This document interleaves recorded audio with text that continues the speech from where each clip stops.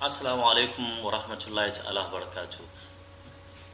Masu sauraro, karatunmu na gaba da zamu yi yau shine akan maganar drop cap. Kamar yadda ake yi a mujallu da muka fi sani da magazine, za ga cewa rubutu kamar irin na farko ana yin shi a babban bakin ma za a iya drop it din shi, watan a sauke shi ga layi ko biyu ko uku, ya danganta da kai mai rubutu yadda kake son design ɗinka ya kasance.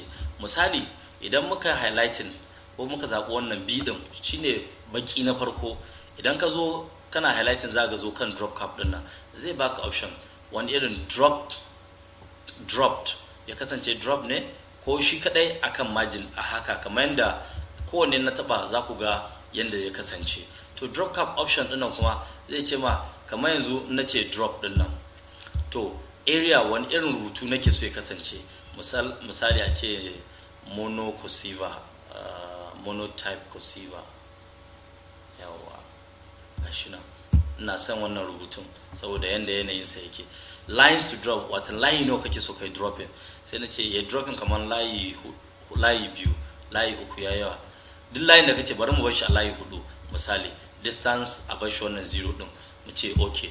Shikenan kaga zai mun rubutu mai kyau. Kuma yanda ya rubutun nan zan iya highlighting din sa, zan iya highlighting din wannan rubutun shi kadai B din nan, zan iya highlighting din sa kuma home menu in canja kalan sa, in bashi kala ya koma duk kalan da nake so kamar yanda ya dace. Haka zalika idan na amfani da margin, kun ga shi ma margin duk ɗaya ne zai amfani da shi, sai dai margin kurin a gefe zai sama shi, amma drop din nan zaka iya bashi cewa layi 4, layi 2 ko layi 1 nake so drop. In ka amfani da drop cap option din nan, watan ya baka zabi yanda kake so ka dropping din sa. Wannan shine takaitaccen bayani saboda shi ba wani abu ne mai wahala da ya kamata mu sani kamar da drop cap din nan.